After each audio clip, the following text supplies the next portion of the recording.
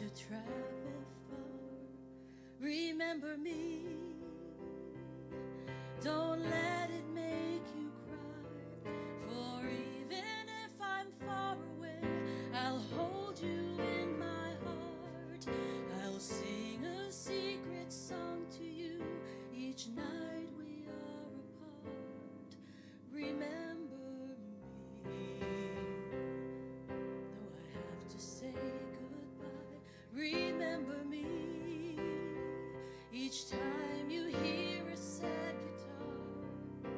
Know that I'm with you the only way that I can be, until you're in my arms again. Remember me.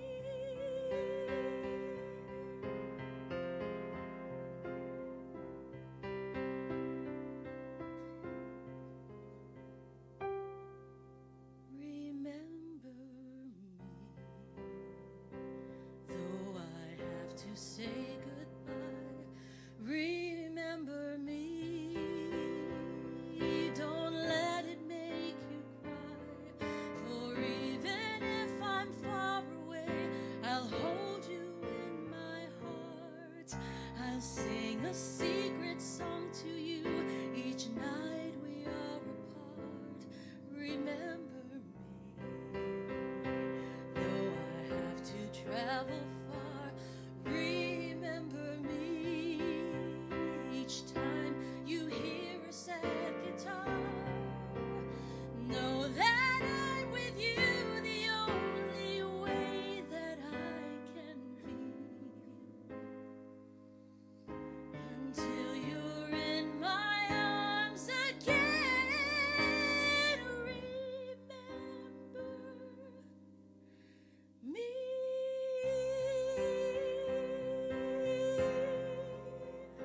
Remember me.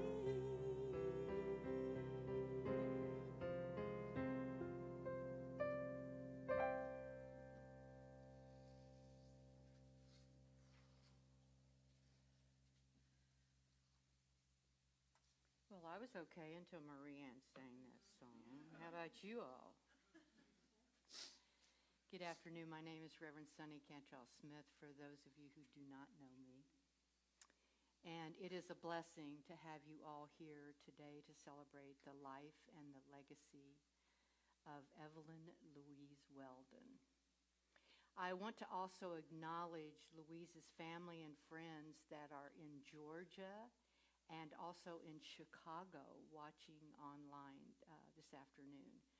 Having you all here in this sanctuary and online to honor Evelyn is indeed a great comfort to the family. So thank you once again for being here.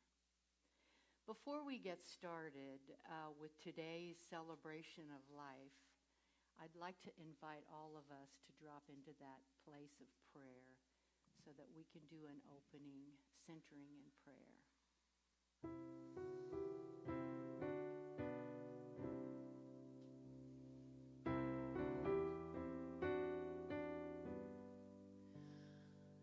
Everything beneath the sun breathes like a harmonium. Pure perfection has begun, shining like a midnight sun. Out of darkness I have come, I see God in everyone. Let me be an instrument, guided by an heaven sent. May these grapes of pain ferment, alchemize to love's content. Ever be a sacrament, knowing God is my intent. God, let me know your name. Hold me in the same breath as your word.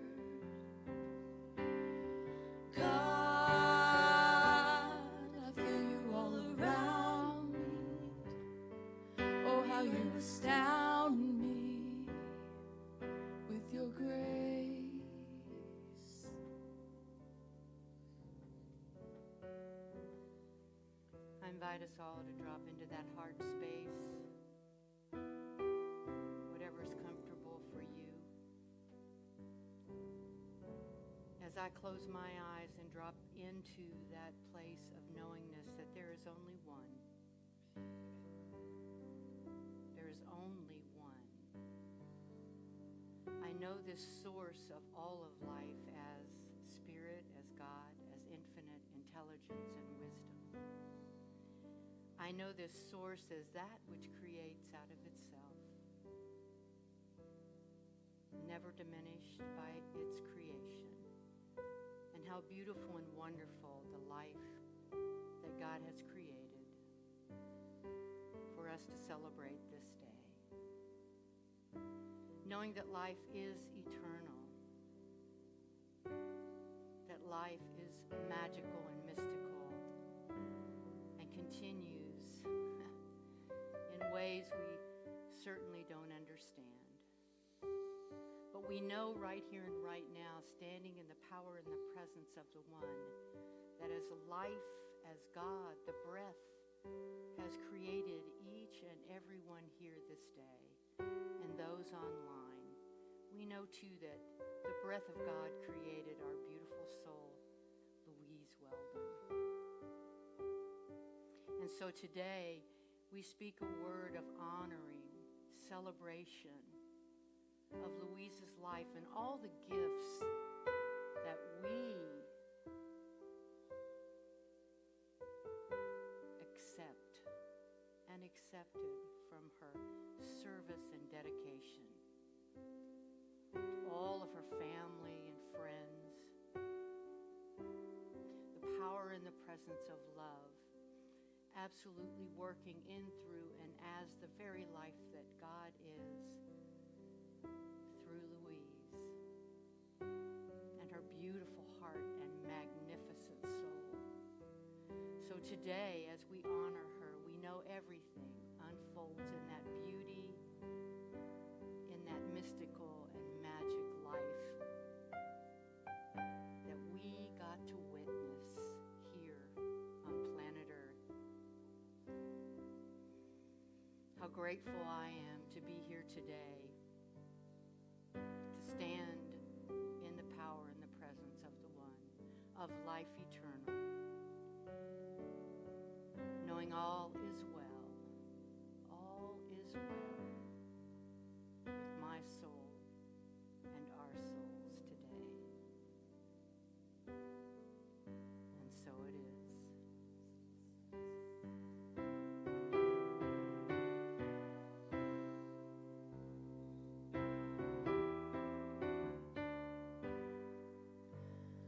Let me live my love out loud, rolling like a thunder cloud, standing for mankind and proud, baptized in a holy shroud.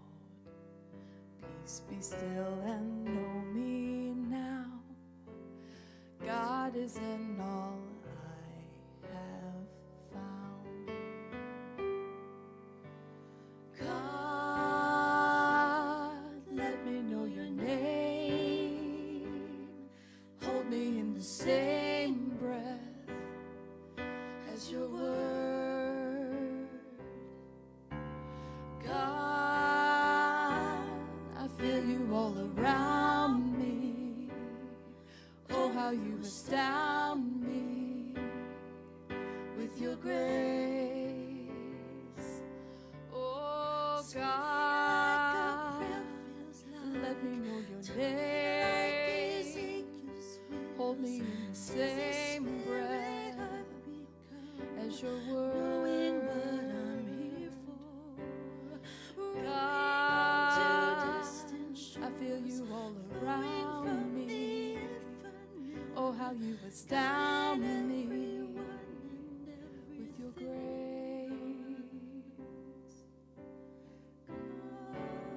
God, let me know your name.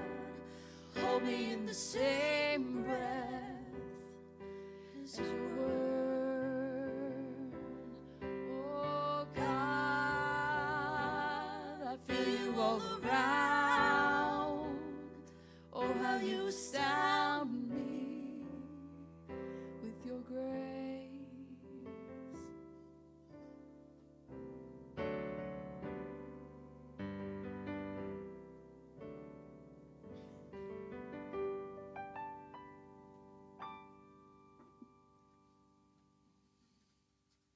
Kim and Marianne.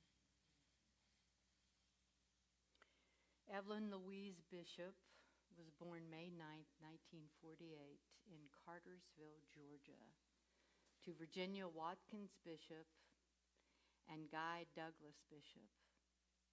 On September 29th, 1973, she married the love of her life, John Paul Weldon. On June 29th, 1979, they gave birth to their only child, Rainbow Louise Weldon. Yes, they did name her Rainbow. They did. Louise is survived by her brother Guy Bishop, her daughter Rainbow, her daughter-in-law Heather Marsh-Prelesnik, and her granddaughter Cadence Louise. Along with her nephew Craig Dean, his wife Stephanie Dean, and their children and niece and nephew Lee Bishop Weaver and Eric Bishop. Leah, thank you. She is preceded in death by her parents Guy and Virginia Bishop, her husband John P. Weldon, and her sister Sue Dean, who recently passed. Louise grew up in Marietta, Georgia, and graduated from Wheaton College with a bachelor's in sociology. As most of us know, Louise had many interests, many talents, and creative passions. She had a heart of service, and she loved helping people. Through her dedication and compassion, she impacted so many lives with her humor, and she did have quite a sense of humor, her creativity, and her healing energy. She will be remembered for the trail of love she left in each community that she touched. Her legacy, of course, lives on through her daughter, Reverend Rainbow, and her granddaughter, Cadence Louise, as well as all of the lives that she has touched. Albert Schweitzer wrote, "At times our own light goes out and is rekindled by a spark from another person. Each of us has cause to think with deep gratitude of those who have lighted the flame within us." This was indeed the soul of Louise. She was a bearer of light. A faithful and trusted friend, a daughter, a sister, a devoted mother, and one who put her family first. Her heart was always open and available without judgment, willing to support all who sought her out. We are better people because of her life. I, along with many here today, are blessed to have known Louise. In my last visit with her, she wanted her family and friends to know that she was ready, that she had left. And this was a phrase that we coined together because we talked a lot about her life and all of the people that she met and all the people that she loved. And so we decided that she had left a trail of love. And she said she is now prepared for her next expression of life. And she asked me to give her beloved granddaughter, Cadence, a very special message. Cadence, she wanted you to know that her love for you stretches beyond time and space. Even though, in her words, I am not here with you physically, I am always a part of your heart. This is so hard.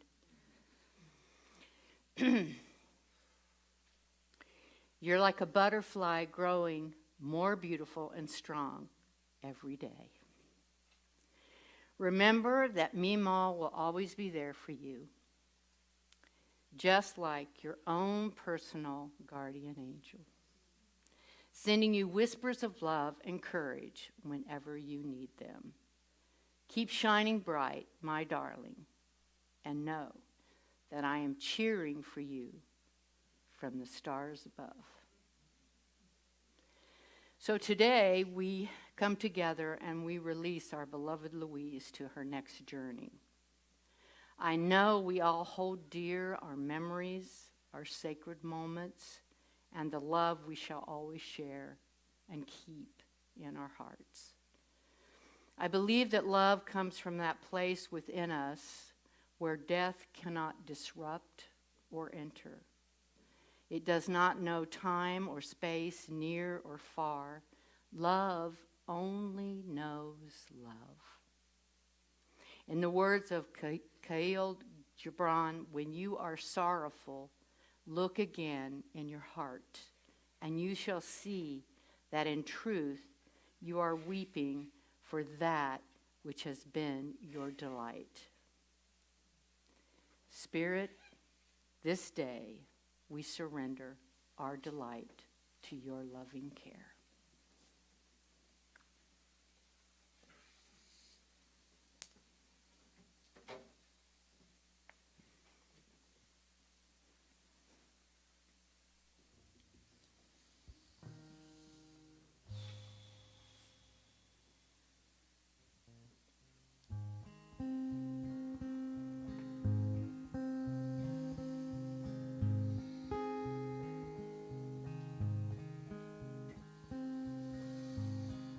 Somewhere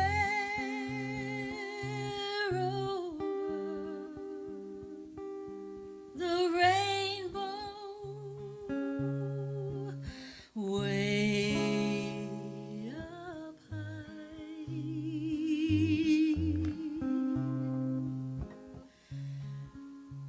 there's a land that I heard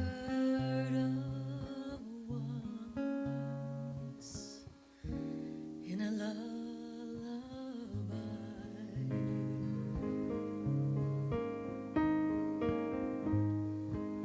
Somewhere over the rainbow, skies are blue,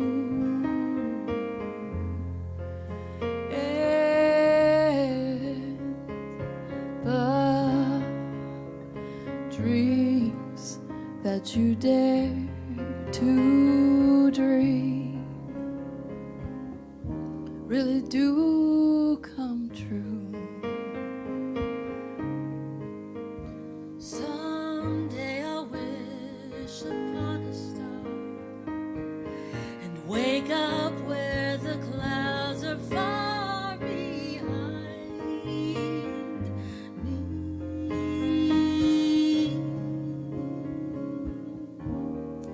Where troubles melt like lemon drops away above the chimney tops, that's where you'll find me. I see trees of green, red roses too.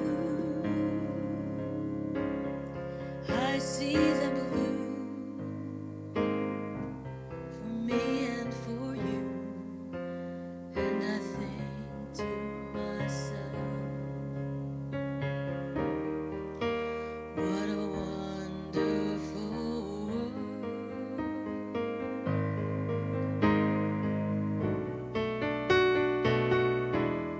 I see skies of blue and clouds of white, the bright blessed days and the dark sacred night, and I think to myself, what a wonderful world.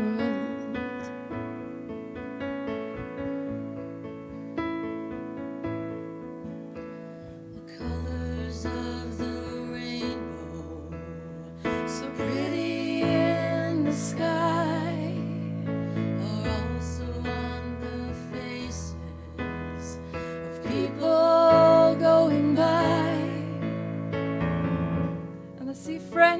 shaking hands, saying, how do you do?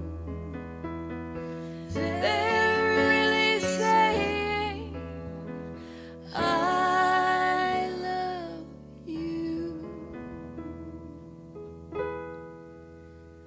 I hear babies cry.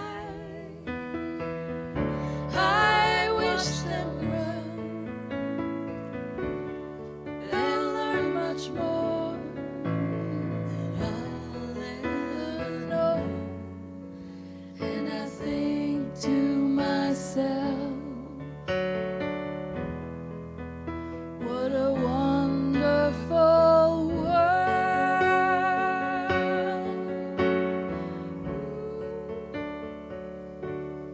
Yes, I think to myself, what a wonderful. Someday I wish upon a star and wake up where the clouds are far behind me.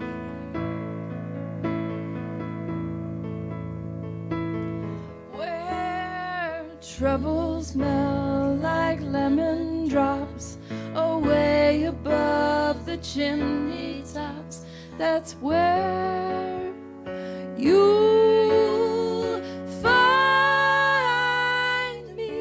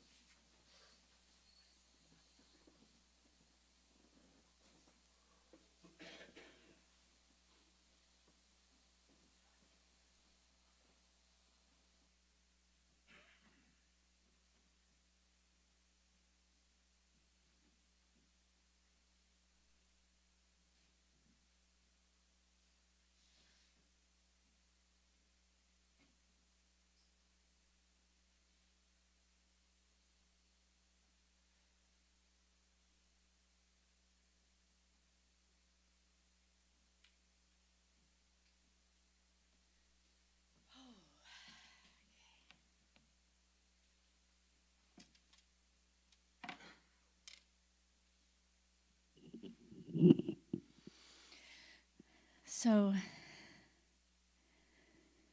the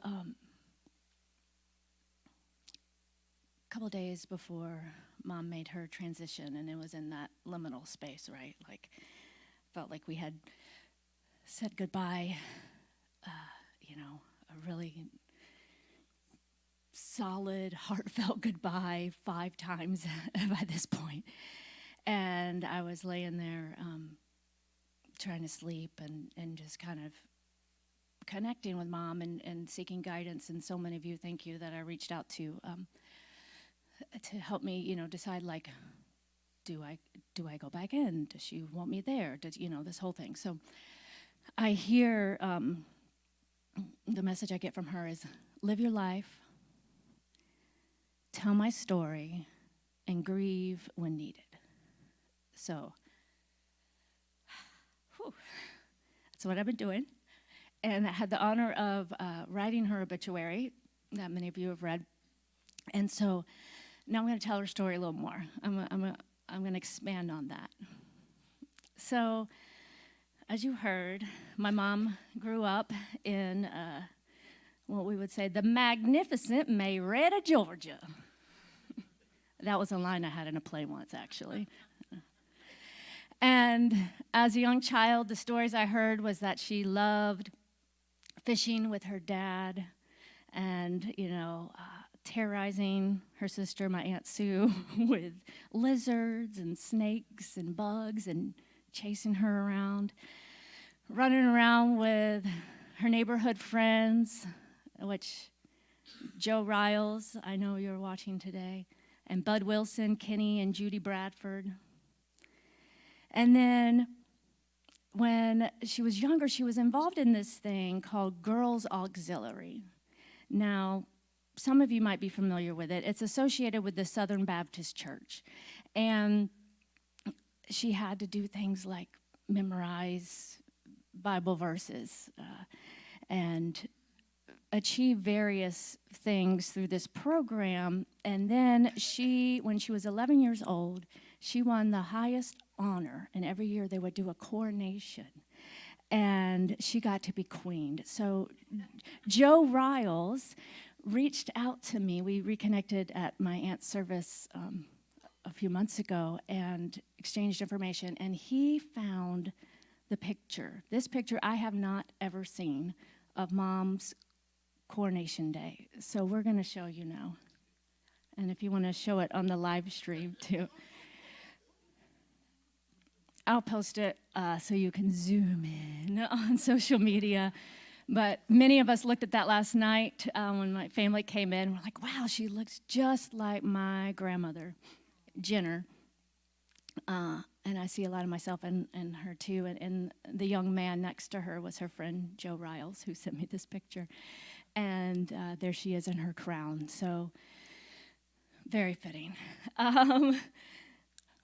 So other achievements in her young age included she was a first chair saxophonist. She was in the esteemed Marietta High School marching band. I remember telling me at the time that she was in high school in Marietta, Georgia, it just started to be integrated, and how she befriended the first African-American student that attended this all-white school. And then after graduating high school in 1966, she was one of the first students at Kennesaw Junior College, now Kennesaw State University, which my cousin, her niece Leah Bishop, works at. Hi, Leah. Always the prankster. Mom started this secret group with some of her friends, Jim Pittman being one. Jim Pittman, we're trying to find you wherever you are, spirit world, we're not sure. Let us know. So they called themselves the Phantoms. And in college, they did pranks such as they put a toilet on the roof and then were chased off the building by the campus security. So, yes. Yes. Why? I don't know. That's me, Ma. It's not connected to plumbing. I guess Cadence never heard that story. So she passed on this tradition in a way. My best friend Debbie, we were inseparable growing up. And when we were 10, Mom took us trick-or-treating around our neighborhood, and Jim Pittman also lived in our neighborhood. So we stopped by his house, and it's all dark. He was not really a kid's person. And we go trick-or-treating. He had no candy, and he was like, oh, and he gave us some rotten peanuts. So we left, and Mom goes, okay, girls, we're going to go back, and we're going to roll his house. So TP, for those of you who don't know rolling is. So we did. So, that's Mom, right? Taking two 10-year-old girls to roll her college friend's house because he didn't have candy on Halloween. Yes. You're like, yeah. So back to her life. She's in college, and she really had this goal. She, again, very much in the Southern Baptist world at the time, and wanted to attend Wheaton College, which is just outside of Chicago. And she worked and saved money and was able to transfer there and went for her final years, graduating from Wheaton with a BA. She studied psychology and sociology. And I remember her mentioning later when we had lived in Chicago. So we have lots of connections with Chicago too, because my cousin Craig and his wife Stephanie, they moved there as well as young adults for a stint. So I remember we were there one time, and she told me about the Democratic National Convention in 1968. She was there for that, and the protest against the Vietnam War that lasted a week in that town. She was showing me, oh, this is the bridge, and this is kind of where we shut down the road. And she never really said we. I should have asked more directly. I wasn't really clear how involved she was, but it wouldn't surprise me if she was on the road and that helped shut down the bridge. And who knows? So that's also what started her affinity for deep dish pizza. Yes. So Mom had many interests and talents. I was telling some people, like, it was like a dissertation putting this together, and it took research because she had so many different ways of expressing her talents and jobs and stories and things like this. So she, when I did it, though, it helped me see things from a new way, like the through line being her heart of service and how much she loved people. She just loved people and loved helping people and caring for people. So one of her first jobs was with the Cobb County Child and Family Services. She, worked for the blind community. I remember when she was losing her sight that she was able to tell me how to hold her arm and guide her with her elbow and different things like this because she had helped other people with that at some point. She had worked for the welfare department and state government in Atlanta. Was a caregiver for people with intellectual and physical disabilities. And when I was very young, my parents were group home parents. So we lived in a house with 5 adult men with mostly Down syndrome, but a variety of various abilities in this house. And it provided Mom an opportunity to be home with me during all of this. But then when I was almost 2 and some of the men had taught me how to shoot birds, they decided maybe this wasn't the best environment. And so then they got a Winnebago. And I found a picture of the Winnebago. I was like, oh, the Winnebago. We never lived in the Winnebago, but we did travel some. And my dad was very much involved in the Optimus Club, Optimus International, being all the way up into officers and different things. So we would often travel in the Winnebago to different conventions for the Optimus Club. And I remember they took me to Disney World in the Winnebago when I was 2 and, couldn't stop nonstop talking about Mickey Mouse, but as soon as I saw Mickey Mouse, cried, screamed, ran away. Typical 2-year-old or whatever. So however I was. Mom, she is a natural-born leader. Like, she's someone that, like, people just flock to. Like, she could just gather people around. And as you see on the altar here, the firefly, that became a dragonfly, became a symbol that was really meaningful to her. From what I remember, my memory could be wrong, but after my dad passed, and she got the message, like, follow the dragonfly, right? So kind of like that was always her guide. And so she had a lot of beautiful dragonflies around her. And she started studying metaphysics, y'all, like in the 70s. So I'm saying, like, I was raised with all this woo-woo stuff that now people are much more familiar with. But she studied A Course in Miracles way back in the day. She studied with Dr. Rocco Errico and the Nora Foundation in Atlanta. And that was the time that really helped her and my dad kind of reconcile some of their ideas and understandings about the world and spirituality with their more traditional Baptist upbringing, and really in a love and affinity for Jesus, and yet not always what the Christian church stands for. So that kind of helped really just, bring all that together for them. And then in the 80s, they found Science of Mind. So they're in this, which is Centers for Spiritual Living, which we are standing in a Center for Spiritual Living right now. So that obviously had a lasting impact as well. So they studied, Mom took, all the classes, became a licensed practitioner, so did my dad. They went all the way through the ministerial studies there. And my mom started the youth program at what is now the Spiritual Living Center of Atlanta. And it was the junior church program. And it was during that time that she met her co-author, Ann Mather. And we have a little message we're going to read later from Ann that tells a little bit more of their time together and writing their books together. But when we asked Mom near the end, what did she really see as some of her most proudest accomplishments?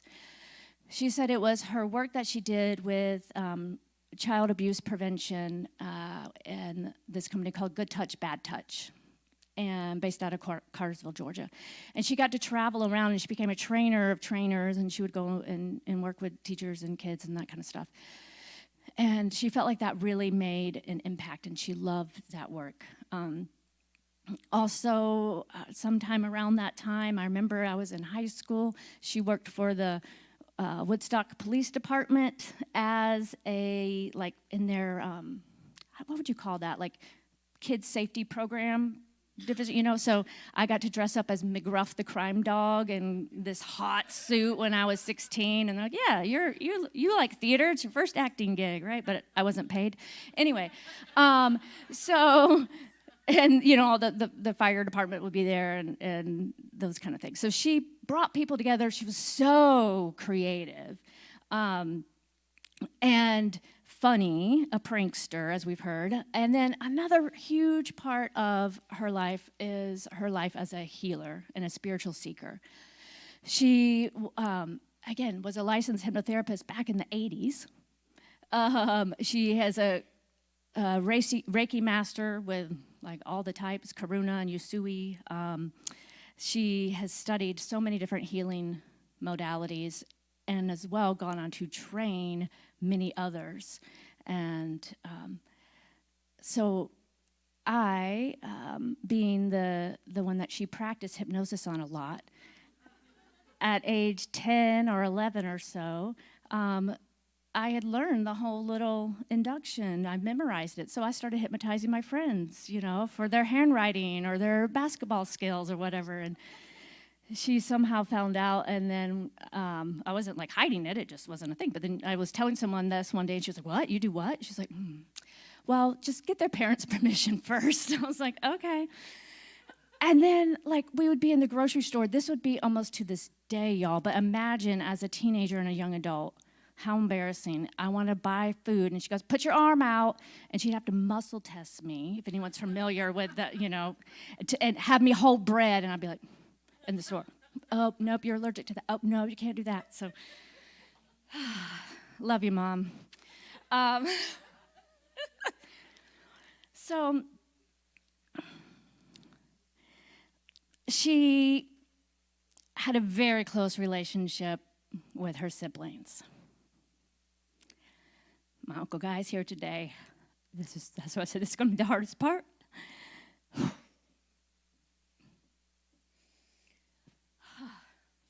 And my Aunt Sue, her sister, that just passed a few months ago. And, you know, it's interesting, Aunt Sue, when I was with her during her transition as well, and she said, I'm just going to miss your mom so much. And she goes, but she won't be far behind. And then she kind of caught herself and looked at me and said, I don't know. And she wasn't. Mom went to the hospital the day Aunt Sue died, never came home, went to rehab, went to hospital, went to rehab, went to nursing home. She was ready. So they were very close.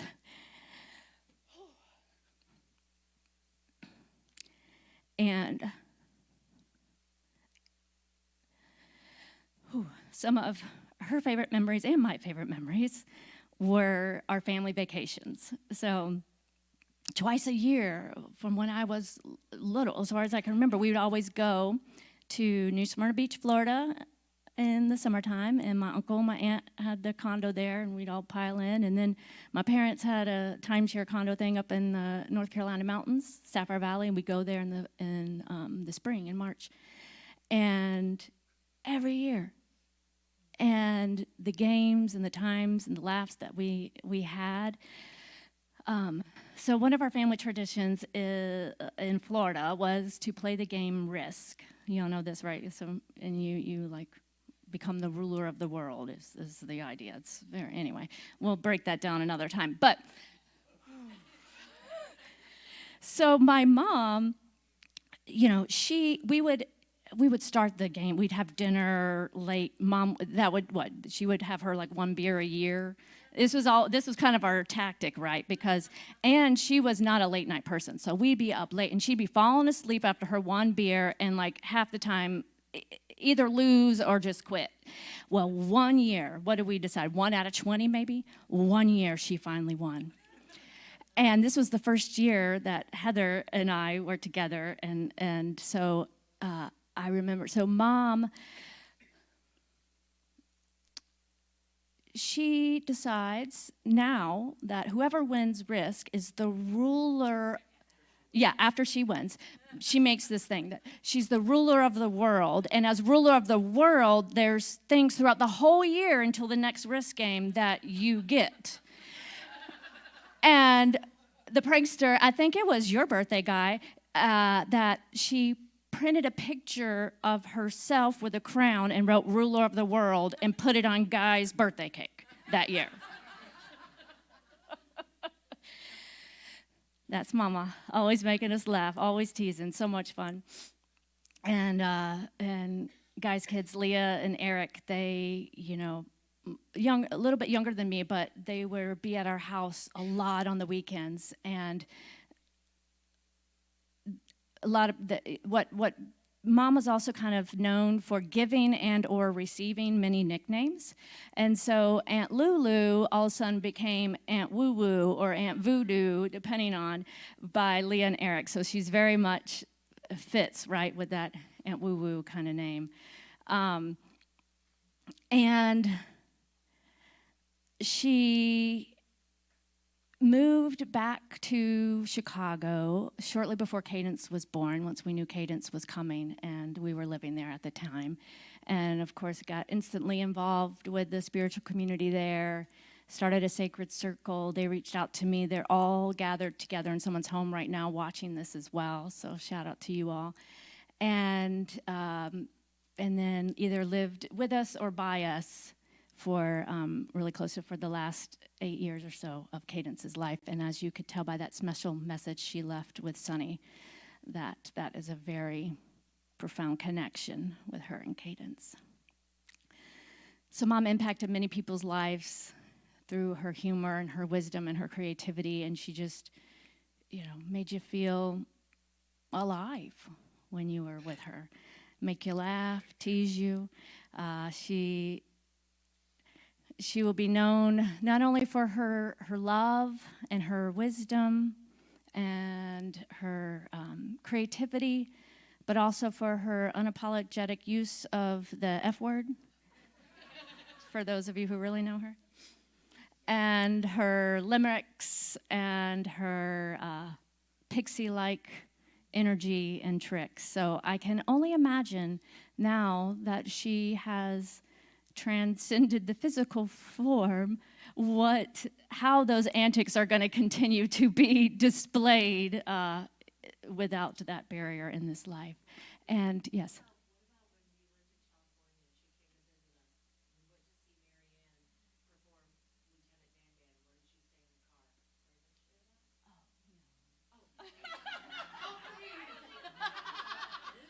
It wasn't related. So, okay. So Heather's reminding me another story. So we were living in Los Angeles at the time, and Marianne is in the Lieutenant Dan band, and Mom comes out to visit, and we get to go see you perform on like the studio lot, which is super cool. And we're with our other good friend, Ivy, and we stopped to get gas. Is that why? And she was staying with us, and we had a little dog at the time. And so she declares as we stopped to get gas that I don't pump no gas, I don't pick up no dog poop, and I don't change no baby diapers. And we said, okay, Mom, now we know, thank you. And she never did those things.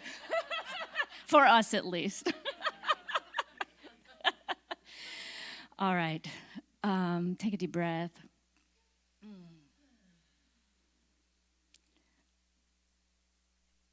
And just allow any memories that you may have to come to your heart, whether they be humorous, touching, loving, healing, whatever they may be.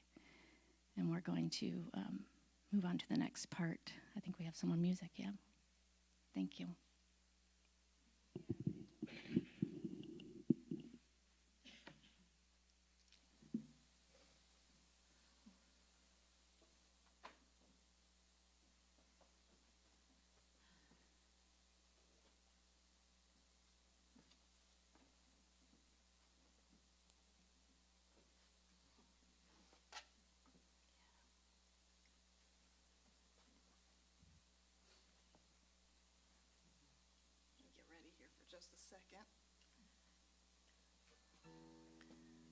Louise definitely lit up a room, huh?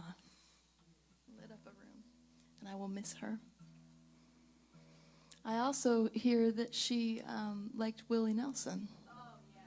So did she know this song? This is a very appropriately named song. I think that... I asked Mom one of her favorite memories with my dad, and it was going to the Willie Nelson concert, and she always loved Willie Nelson. And we kind of have this joke in our family, too, that she somehow would always get out of going to funerals. And then I had never heard this song, and again, in that time when I was kind of talking with Mom, getting messages, what do you want? And I was like, oh, yeah, we got to do a Willie Nelson song. And I Google Willie Nelson songs, and this is the first one that comes up, and it's kind of obscure. I'm like, what? And I think this may be where she got this idea of not going to funerals. Let me fix that. It'll be worth it.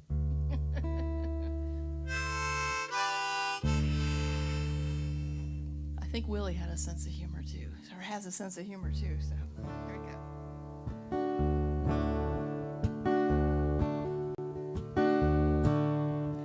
I don't go to funerals, and I won't be at mine. I'll be somewhere looking back at loved ones left behind. My life has been a wonder, and I found my place in time. I don't go to funerals, and I won't be at mine. I'll be somewhere singing songs with all those friends of mine. Life is great, but I can't wait to make our memories rhyme. Now those who've gone before me will save my place in line. I don't go to funerals, and I won't be at mine.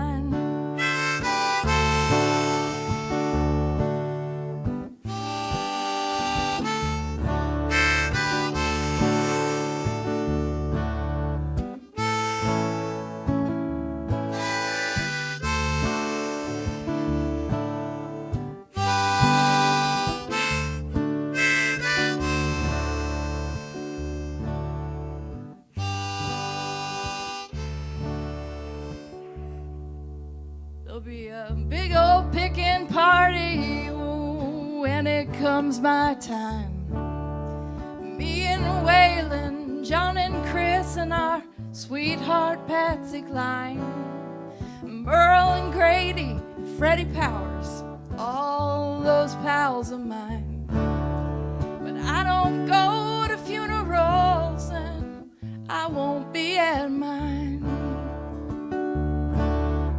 Somewhere I hear angel voices singing in the wind, saying how it won't be long till it's time to fly again. Life is sweet and love is good, and we have had a good time. But I don't go to funerals, and I won't be at mine. No, I don't go to funerals, and I won't be at mine.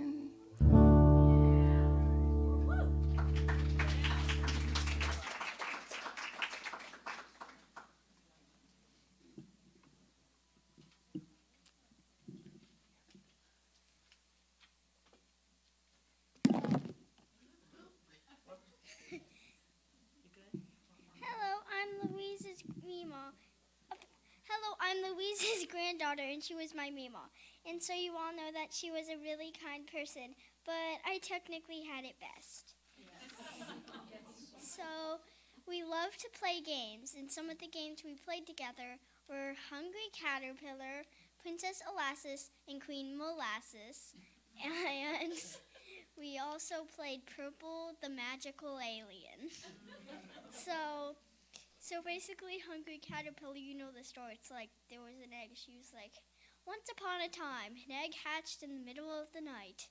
And so then I would get out of my nest and pop open and then start jumping around. Then I would get in the nest fort. We made a nest with a fort. It's a fort nest.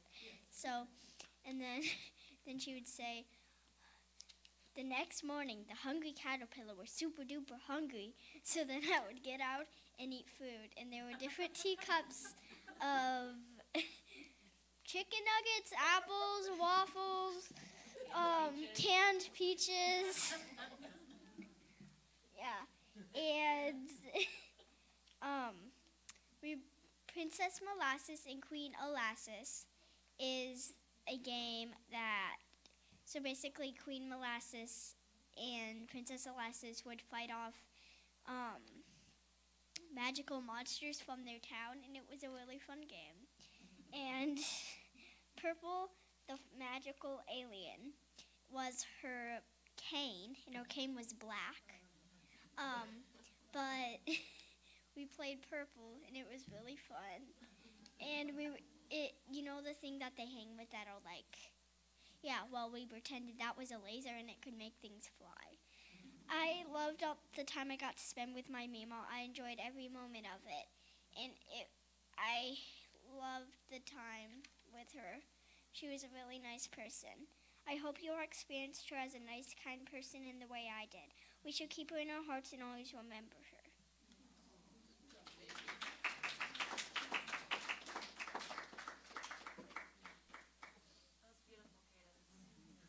Thank you, Cadence. I think we have some readings. The first one is from Anne, and it is by, I think Kim is reading it. Then after that, we will have a reading by Mary, and Marianne will read that, and then Debbie and Rainbow will read that.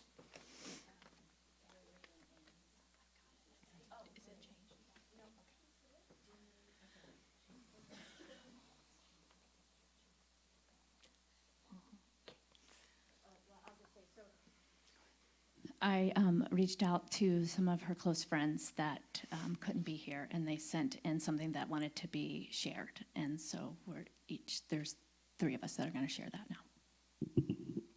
So this is a reading from Ann Mather. Here's what she said. I went to my first ever spiritual retreat in North Georgia decades ago. It was a powerful experience. Walking out, I said to the person next to me, I need to find a church that makes me feel the way this weekend made me feel. Someone behind me recommended a church in downtown Atlanta, which met at the High Museum. I joined it immediately and met Louise. She was the youth minister. Both of our girls, Maggie and Jeannie, were her students, as was my nephew, Nathaniel. And all of them loved Louise. She became Jeannie's godmother and was a spiritual resource and friend to all of us throughout her life. When my brother got out of alcohol rehab, he introduced me to Each Day a New Beginning and other daily inspirational readers popular in such programs. I had always read daily spiritual books, and I wanted one for our kids. But an exhausted search turned up none. I would say to people, why doesn't someone write one? And then one day, when I was having this thought, a very clear, unbid thought entered my head. It said, you're a writer, and you have kids. You could write it. The thought was so anathema to me that I said no out loud. And then one day I was sitting with Louise, and I suddenly blurted out, I am thinking of writing a day by day for children. Would you like to write it with me? Louise stared at me blankly for a long few seconds and then said, yes. I honestly had never even made the decision before that moment to write a book. The question just popped out, much as the prompt to do it had popped into my brain weeks earlier. In her speech at our first book signing, Louise confessed that when she answered yes to my question that day, she had not even known what a day-by-day was. I love this story.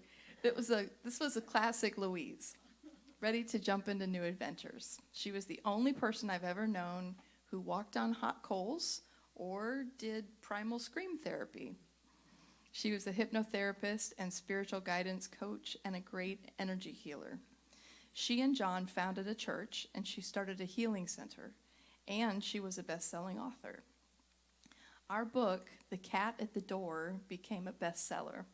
It was used by people of every conceivable religion, from Jewish to Catholic to Unity to every form of Protestant.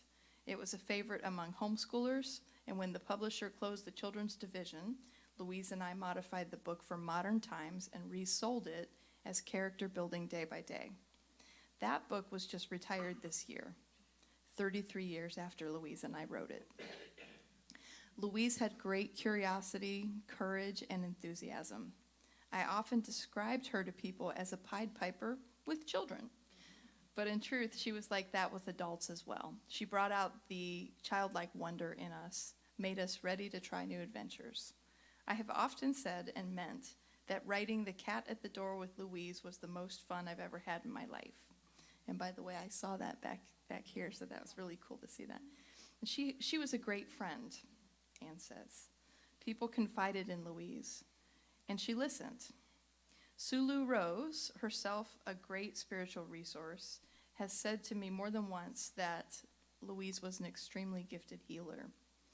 I miss Louise in our long talks, but it perhaps does not surprise you to know that I still confide in her nightly in my prayer work. I consider her an ascending master, an angel, a saint if you prefer that term, and I believe that she is continuing her work of helping and inspiring people from heaven. Ann Mather.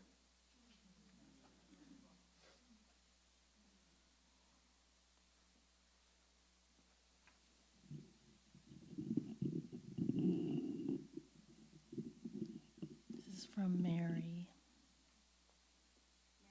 Mary Meredith. What can I say about Louise? She was my soul sister. Reverend Tony of Trinity Center introduced us. We came into each other's lives when we needed each other the most. My life is forever and ever enriched because of our friendship. She was my teacher, my mentor, my best friend. She opened my heart and mind to things that I had yearned for and didn't know it. Her knowledge was vast. Louise was a bright light, and never more than when she was teaching or sharing knowledge. She could gather groups of people, like-minded and not so like-minded, in parentheses. She empowered so many to seek more knowledge and to trust themselves with that knowledge. Her curiosity and thirst for knowledge never stopped. Louise touched so many of us with her love, her energy work of all kinds, her ministry, and even her mischievousness. Yes. I will not share the mischief we got into. The books that Louise wrote, I was able to use with my elementary students and with women in prison that were learning to read and write. She and Anne shared so much with the world with the books. We shared our unconditional love for our daughters and could spend hours chatting about them, our hopes and dreams for them, how proud we are of them each and every day, and what they are up to. And over time, the unconditional love Louise had for Heather and Katie Lou was included. We're both early risers, so seeing the sunrise at the ocean or other places was one of our favorite activities. We could be somewhat quiet and just enjoy the peace and a new dawn breaking. Along with that, it was not uncommon for us to be asleep early as well. Sam, Louise, and I were the three amigos and loved to eat Mexican food, especially around our birthdays. Now Sam and Louise are together. Louise and I would hear birds and call Sam to tell us what they were, even though we may know. She loved, as did I, to hear Sam chat about the birds. Sam and Louise came and got me when I had had surgery and nursed me back to health. As time went on, when illness would come into either of our lives, we vowed to communicate how we were feeling, at least with a thumbs up or down in text, short phone calls or heart-to-heart that continued even up to her making her transition. Thankfully, I was able to come to Lexington to visit with Louise earlier this year. I had been told she was not talking much and was sleeping a lot. Well, let me tell you something. We chatted for about 2 days. We talked about our friendship, our families, people we knew, places we had been, made snarky remarks, jokes just between us, and so much more. My heart will always be thankful and grateful for that time. When Louise was not speaking, we could not sit close to each other because we could giggle or laugh at most anything. Another thing we shared was the love of reading. We would cuss and discuss books and authors. As her sight waned, I loved that she was able to have a machine that allowed her to continue reading. We traveled both for work and pleasure. Not long after John and my mom had made their transitions, we went to St. Augustine with my dad. We shared the sunrise on the beach most mornings. We knew both were with us, and healing continued. One of the things I will forever hold dear is we could tell each other anything, cry, be mad, etc., with no judgment. I will miss Louise, but I'm so thankful she no longer has to wear her earthly suit. Soar, my friend, soar. With love and respect, Mary V. Meredith.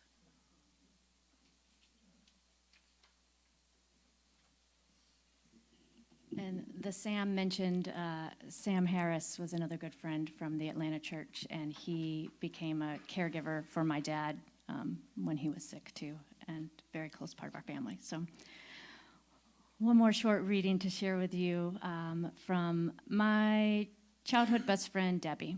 She says, Louise was a part of my life since I was 5 years old. I spent half my childhood at her house. She was my second mom and was always giving and gracious to me as if I were her own daughter. She invested so much time into my well-being, and I always felt loved and wanted by her.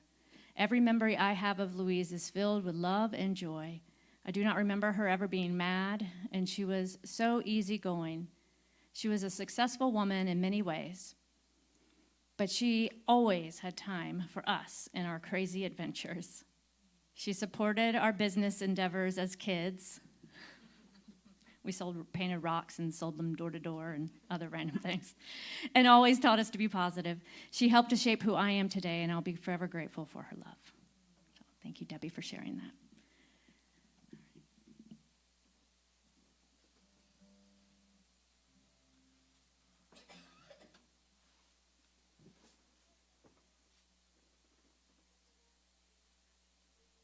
Feel free to get up and dance on this. Oh, yeah. That's a good one. 1, 2, 3,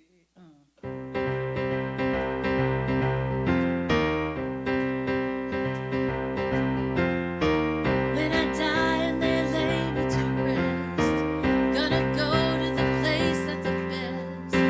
When they lay me down to die, going on up to the Spirit in the sky, going on up to the Spirit in the sky. Spirit in the sky.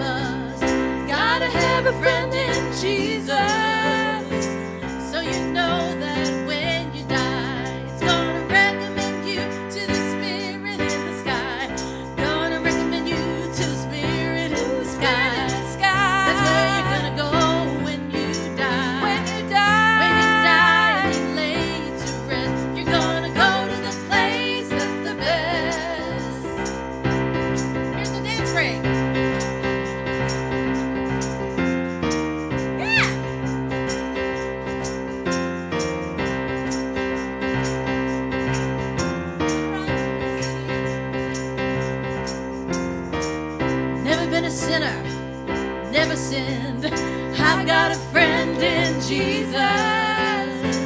So you know that when I die, it's gonna set me up with a spirit in the sky.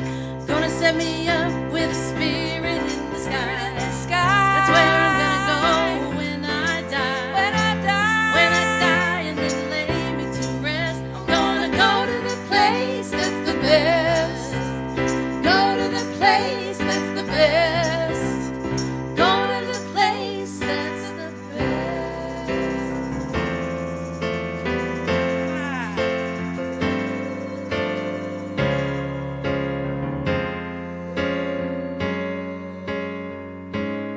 She's leaving on that midnight train to Georgia. Leaving on a midnight train. Said she's going back to find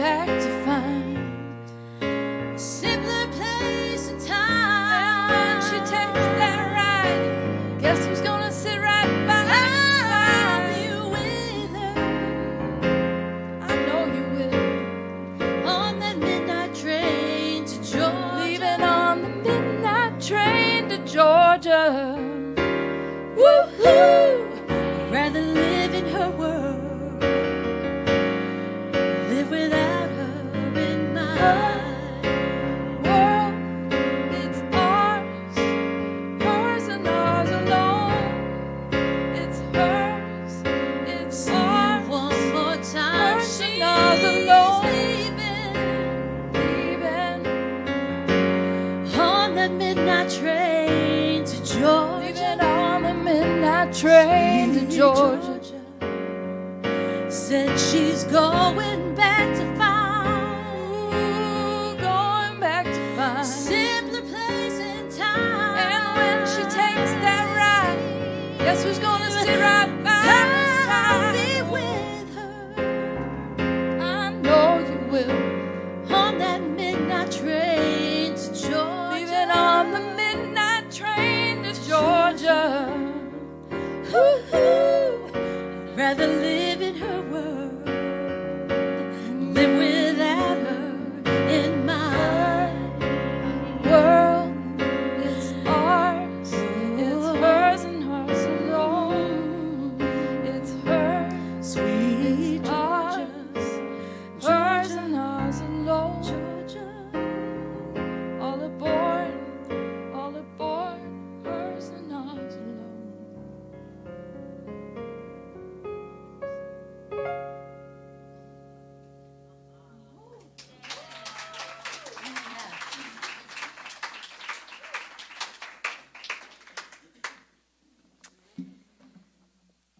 Louise would have loved this.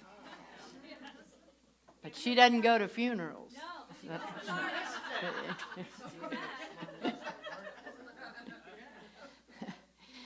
So as we conclude this celebration of life, I invite us all to carry forward the memories we've shared, not only today, but the memories we hold in our heart as a testament to the profound impact that Louise has had on each of us and so many others. May her light continue to guide us, her laughter resonate in our hearts, and her love inspire us to live and love more fully. As we leave this place of celebration, this gathering of souls, let us hold dear the cherished moments we've shared and find solace in knowing that Louise's spirit will forever remain with us. Let's all make a commitment to honor her legacy by embracing life's joys, telling a joke here and there, maybe even a prank, supporting one another, and fostering the same kindness and compassion that defined Louise's life. On behalf of the family, once again, I would like to thank you for being here to celebrate the life of Louise Weldon. And a poem. Do not stand at my grave and weep. I am not there. I do not sleep. I'm 1,000 winds that blow. I am the diamond glints on snow. I am the sun on ripened grain. I am the gentle autumn's rain. When you awake in the morning's hush, I am the swift, uplifting rush of quiet birds in circled flight. I am the soft stars that shine at night. Do not think of me as gone. I am with you still in each new dawn. Do not stand at my grave and cry. I am not there. I did not die. Now, normally I would do a prayer to end this service, but Louise was adamant in our last visit that she did not want a prayer at the end. In her words, she wanted to party down. So I'm going to invite Joan to, you're already here. One mind. And you will find underneath your chairs some shakers and some celebration. So thank you again. Let the drumming begin.